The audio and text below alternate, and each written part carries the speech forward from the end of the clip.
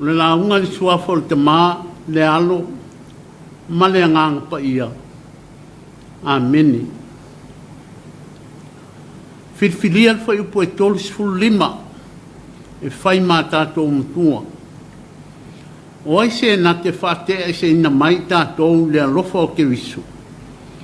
O le puapua ngā ea, po le atua tu vale, po le sawa, po le onge, po le lava lava, po le pangatia, po le pelu. On manatu au tuo le nei aso e tusai ma le whasinonga le tuswhaitau aso. O ai e whaatea e se ina. O ai e whaatea e se ina. Who shall separate?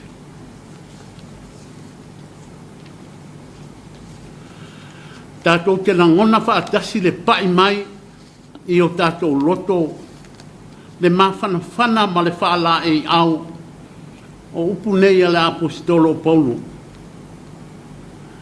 E tūlanga ese lava ana whaaupunga. Ai ona ua whaapitoa i uso ke usiano i totonu o le lau mua Roma. O le ai o lo tumutumu iai tangata whaatau. A o le no fuanga o tai al malo Roma. O lo pu lea le lalolangi i ia o naso. Le ti oma natunisi o le tusine nei a Paulo ua tatala ai le loto o mawhauwhaunga whale anganga o le apostolo. A o se manatu e tā ua i le whailaunga. O le tangata na taula mua e whaasala ma whaatea ese le au keusiano i so se ai o au mawai tangata i utaia. Sa o lava le mai ao le nei tangata ina ia tau fia o na tau le suafo Yesu Keriso o le na whaasata roina na maliu na tanu mia i le tunga mau a ua toi so i fua manu malo ina ua taia i le pupula winga ese o le Keriso toi tu a o anga atu i tamasekoe sai ma whaasala le au Kerisiano na uma e nalo na fiatama ma si ona leo ua tete i le fefe ma le mata lele ie se a se mea te finangalo ai a te au o te whaia tani lele tu lunga e alu le ai le a tau atu lava i a te oe le mea e te whaia ona wala au leo le atua i a Anania alu e whae e o lima i a Saulo e ui lava ina fefe Anania, ai whai maile atua ia Anania.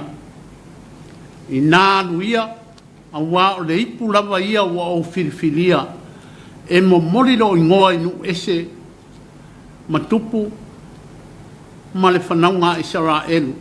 Wasu ia le ingoa Saulo ia Paulo. O Paulo wa filifilia ke riso toi tu.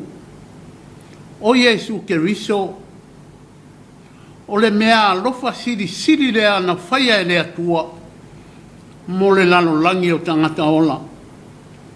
O a whaingata ma puapua ngā o wha mai whetai iai ma le tangata. E le ma whaia ia mawhatianga uma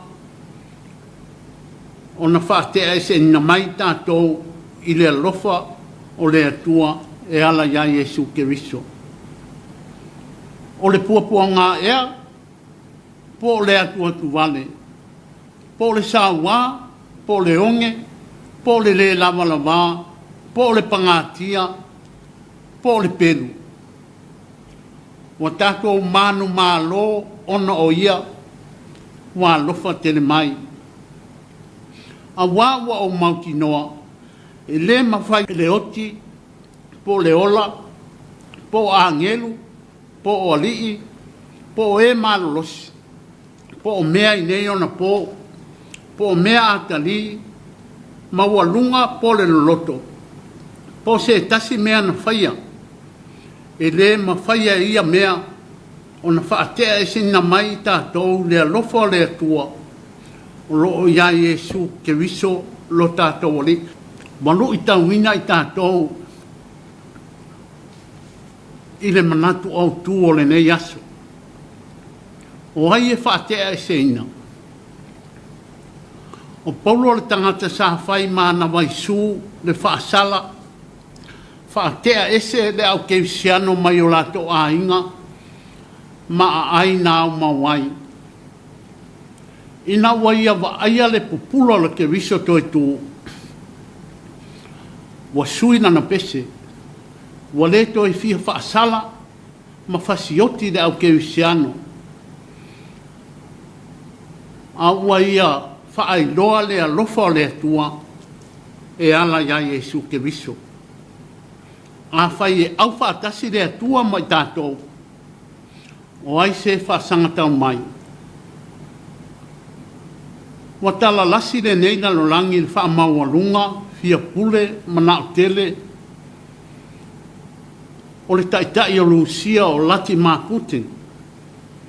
O so wha inga i mea tau. Wa fe suru fai solo lo aile au Ukraine le fiaola. Tasi nā wata o lo wha salam wha tea i se nai tangata. Mai o lato tofi. I so se tuli manu o le neila langi. O le mea moni. Wa se sau wha afi o tato lau whanua. Ai le ma mawha iai o tato manatu.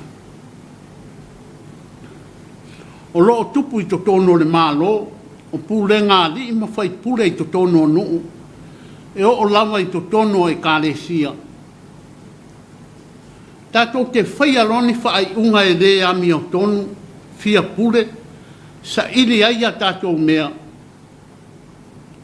Ma o ese ai tangata mai o tātou nuu, o ese mai le kālesia, o ese mai a lātou ngā luenga. E tu tusa le tātou malati mapute o hiti lai si a mani ma iri a mini Uganda ma isi. O upua le apostolo ia i lātou uma o sawa ina a toa mai lātou a fia le kovitis fulu iwa.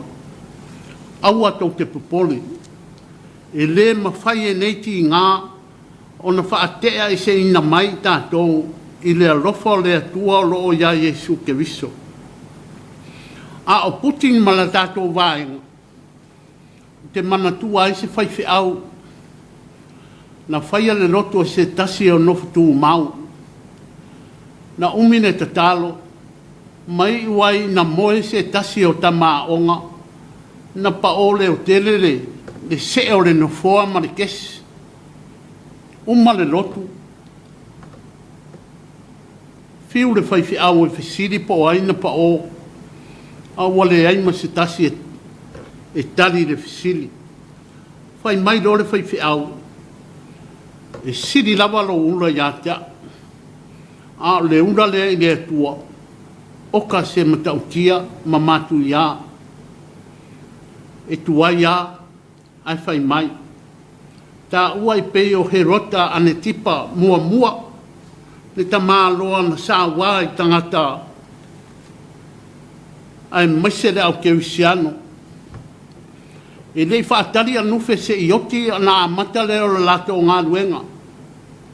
Ai whai mai na ati o la ina anufe a o sa whai lo na fua sa wā ma le alofa.